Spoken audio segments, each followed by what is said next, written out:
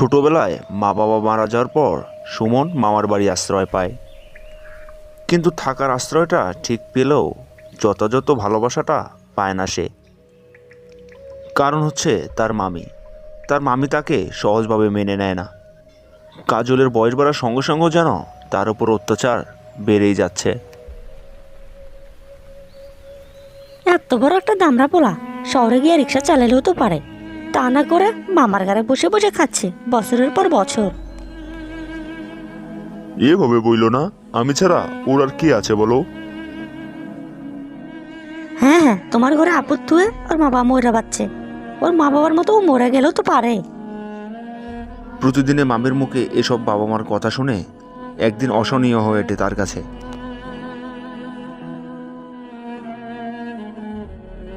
সেদিন বাইরে প্রচুর জোরে ঝড় বইছিল। সুমন সিদ্ধান্ত নেয় এই পরাজয় জীবন আর রাখবে না। সে কারণে আত্মহত্যা করার জন্য হাতে একটা রশি নিয়ে জঙ্গলের ভিতর ঢুকে পড়ে সে। কিন্তু কোথাও ফাঁস দেওয়ার মতো জায়গা না পেয়ে জঙ্গলের গভীরে ঢুকে পড়ে সে। অবশেষে একটু দূরে যেতেই একটা গাছ তার চোখে পড়ে। গাছটি বেশ মোটা ও লম্বাও ছিল। একটি ডাল ছড়ে আছে নদীর দিকে। ফাঁস দেওয়ার জন্য এই ডালটাকে নির্বাচন করে সে, ভাবে এটাই তার জন্য পারফেক্ট হবে। তাই গাছে চড়ে হাতে থাকা রশিটি গাছের ডালে শক্ত করে বাঁধা শুরু করে দেয়। কিন্তু একটু পরে হঠাৎ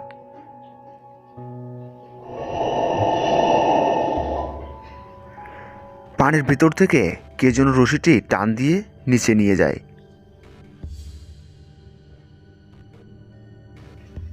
এরপর গাছের ডালগুলোতে তাকিয়ে দেখে চারপাশে ঝুলছে অনেক মৃতদেহ।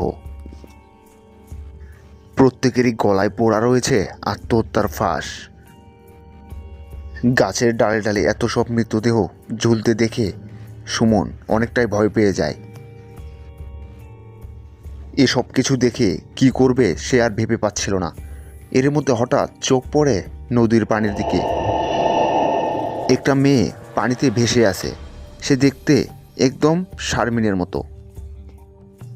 কিন্তু এত কিছু ভাবার সময় নেই তার। সে বুঝতে পারে তার সঙ্গে ভয়ঙ্কর কিছু একটা ঘটতে চলেছে। এ কারণে পিছনে তাকাতে তাকাতেই সামনে ছুটতে থাকে। দৌড়াতে দৌড়াতেই সামনে একটা গুহা দেখতে পায়। কিছু বিবেচনা না করেই সে গুহার মধ্যে লাফিয়ে পড়ে।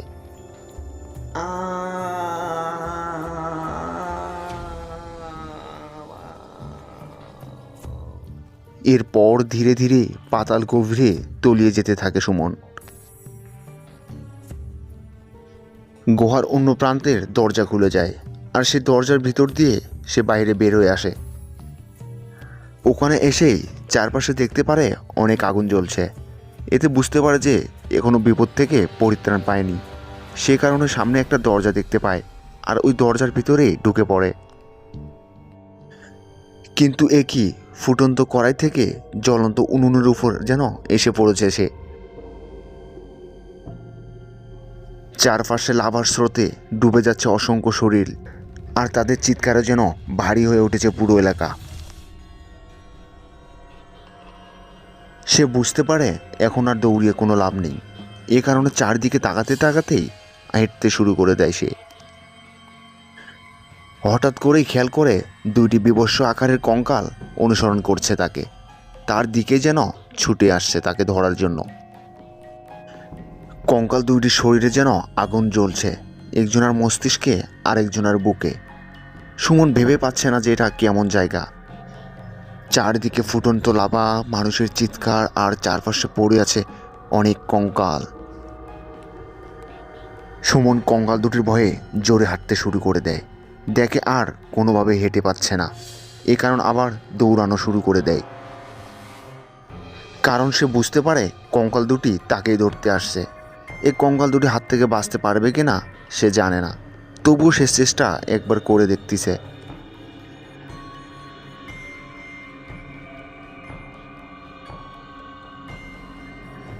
কি নিয়তি, যে ছেলেটা আত্মহত্যা করতে যাচ্ছিল সে এখন মৃত্যুর হাত থেকে ছুটে পালাচ্ছে।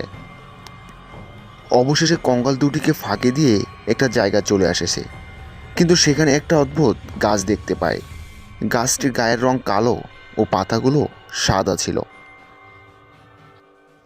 সুমন ওখানে দাঁড়িয়ে গাছটিকে ভালোভাবে দেখছিল।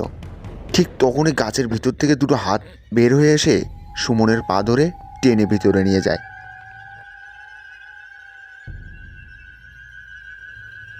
এরপর নিজেকে একটা অদ্ভুত গুহার ভিতর আবিষ্কার করে সে। এরপর চারদিকে তাকাতে তাকাতে আবার হাঁটতে শুরু করে। কিছু দূর যেতেই দেখতে পায় কঙ্কাল দিয়ে বানানো একটা চেয়ারে বসে আছে শারমিন।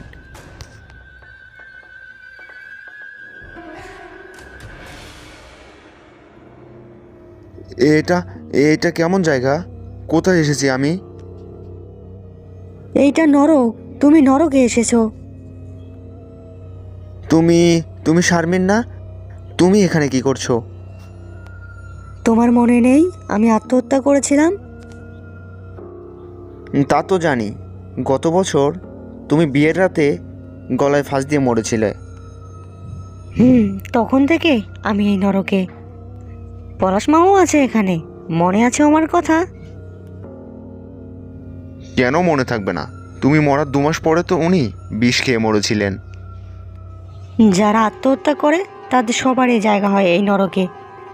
এখানে প্রতিদিন আমাদের একবার আগুনে পোড়ানো হয়, এরপর গরম পানি দিয়ে সিদ্ধ করানো হয়, তারপর আবার গায়ের চামড়া কাটিয়ে লবণ মরিচ লাগিয়ে দেওয়া হয়। ওরে বাবা, আর আমি আত্মহত্যা করে মরতে যাচ্ছিলাম। সুমন যখন শারমিনের সঙ্গে কথা বলছিল তখন ওই কঙ্কাল দুটি ওই গাছের সামনে চলে আসে।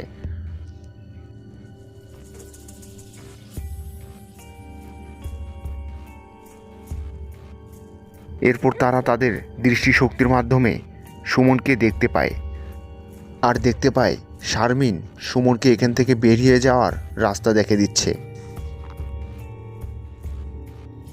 আচ্ছা, তুমি কি আমার রশিটা পানিতে টেনে নিয়েছিলে? আমি চাই না তুমিও আমাদের মতো প্রতিদিন এমন কষ্ট পাও। কিন্তু আমি তো আর বেঁচে থাকতে চাই না। কেন তুমি ফাঁসি দিতে চাইছো? আমার অনেক কষ্ট পৃথিবীতে। কথায় কথায় আমার মামি আমার মা বাবাকে অপমান করে, আমাকে খেতে দেয় না, আর সব কাজ করায়।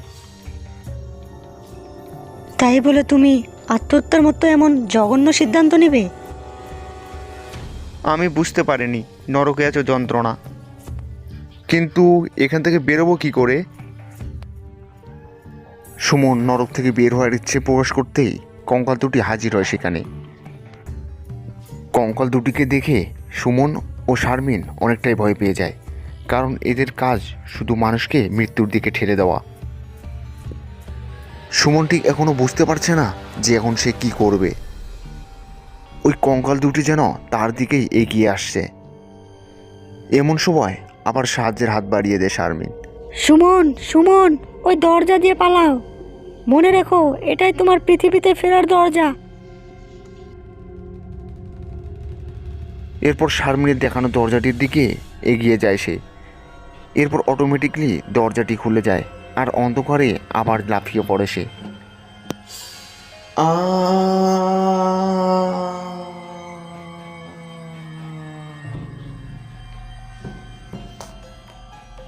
সুমন যে গোয়ার ভিতর দিয়ে নরকে গিয়েছিল, ঠিক সেই গোয়ার ভিতর দিয়েই আবার পৃথিবীতে ফিরে আসে।